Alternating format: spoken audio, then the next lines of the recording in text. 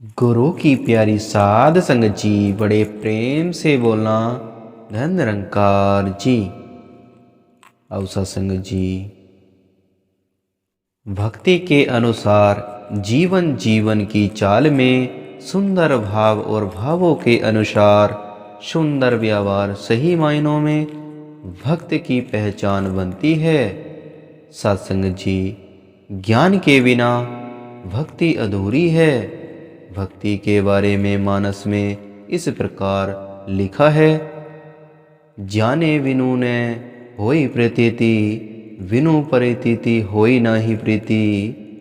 बिना प्रीति नाही भक्ति दृढ़ाई, जिमी खगपति जल के चिकनाई।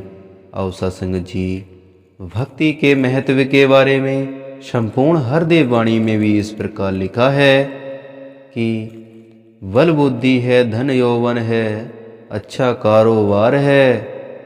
एक भक्ति के ना होने से सारा कुछ बेकार है। यह नर काया उत्तम काया श्रेष्ठ है, अनमोल है। कहे हर देव बिन भक्ति के, कुछ ना इसका मोल है। सत्संग जी, इस सर्वव्यापक निरंकार प्रभु के एहसास में जीवन जीना ही सफल जीवन है।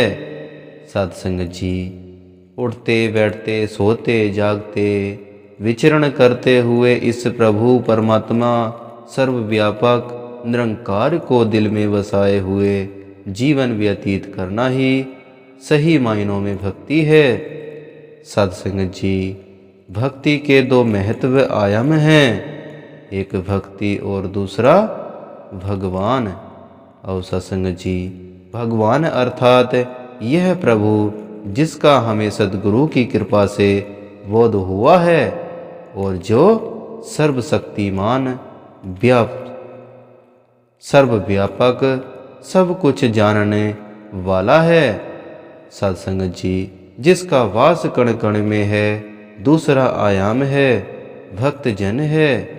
सत्संग जी, भक्त के बारे में बाबा हरदेव सिंह जी महाराज ने भी फरमाया है कि भक्त इस मालिक खालिक को जानकर, इसी को समर्पित होकर, उठते बैठते इसका एहसास करते हुए दुनिया की तमाम जिम्मेदारियों को निभाता है। जो पलायन कर जाए उसे भक्त नहीं कहा जाता। इसी समाज संसार में रहकर जिम्मेदारियों को निभाते हुए भक्तों ने पहले भी भक्ति की है। सत्संग जी, संपूर्ण हरदेव वाणी में भी लिखा है, भक्ति जागने को कहते हैं, भाग जाने को नहीं। बच्चे पत्नी घर गृहस्थी को त्याग के जाने को नहीं। सर्वव्यापी की भक्ति तो बैठ कहीं कर सकते हैं। अंग संग रहने वाले रब का ध्यान कहीं भी धर सकते हैं।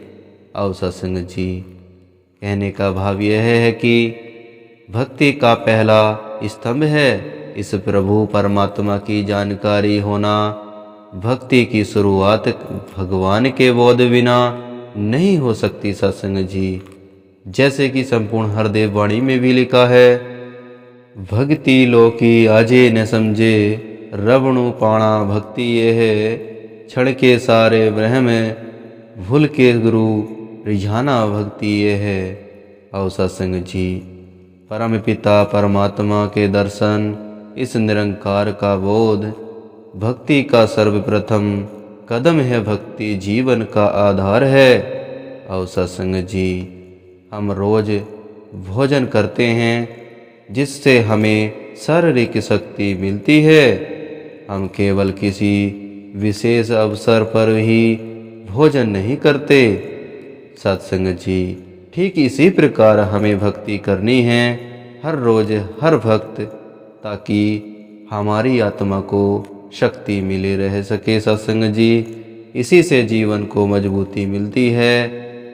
सत्संग जी, किसी विशेष दिन पर भक्ति करने से बात नहीं बनेगी। सत्संग जी, भक्ति का दूसरा स्तंभ है समर्पण। और सत्संग जी, जितना गहरा समर्पण होगा भक्ति उतनी ही मजबूत होगी। सत्संग जी, भक्ति में समर्पण का विशेष महत्व है। सद्गुरु के प्रति सच्चा समर्पण भक्त की सर्वप्रथम योग्यता है। सत्संग जी, सत्संग जी, जब संपूर्ण समर्पण होता है तो भक्त एवं भगवान एकाकार एकीकृत हो जाते हैं। सत्संग जी, समर्पित भक्त अपने सद्गुरु के वचन का पालन करने के लिए सदैव तत्पर रहता है। सत्संग जी, आओ सत्संग जी, भक्ति मार्ग पर चलते हुए उसे दिन और रात भी अंतर दिखाई नहीं देता। आओ सत्संग जी, वह अपने पराई के भेद से ऊपर उठकर सारी मानवता की सेवा करने में लगा रहता है। सत्संग जी, और सत्संगत भक्ति का तीसरा स्तंभ है निरंकार प्रभु की रजा में रहना, वाणा मानना। जिस हाल में हमें निरंकार प्रभु रखे उस हाल में शुक्राना करते रहना है। इस परमपिता परमात्मा की रजा में रहकर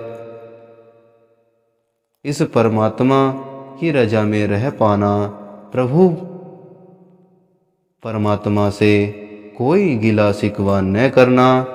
और सत्संग जी, यह भी भक्ति का अभिन्न अंग है। सत्संग जी, सत्संगत बाबा जी ने तो इसके लिए महाकाव्य दिया है।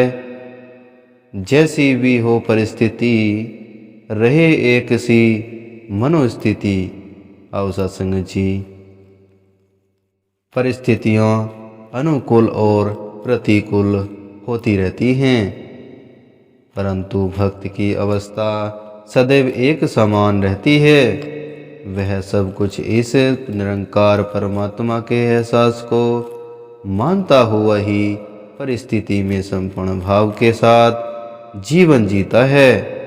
सत्संग जी, तथा हर वक्त सतगुरु दातार का शुक्राना ही करता है। सत्संग जी, भक्ति के इस पहलू के बारे में संपूर्ण हरदेव वाणी में भी इस प्रकार लिखा है। मर्यादा में रहकर संतो भक्ति करते जाना है। हर पल हर क्षण हर जिंदगी हर पल हर क्षण जिंदगी का नित आनंद उठाना है। सत्संग जी, संपूर्ण हरदेव वाणी में भी लिखा है।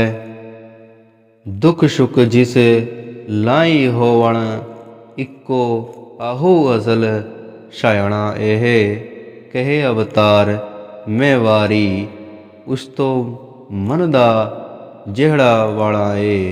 सत्संग जी, भक्ति का चौथा स्तंभ है निंदा और चुगली से परहेज करना।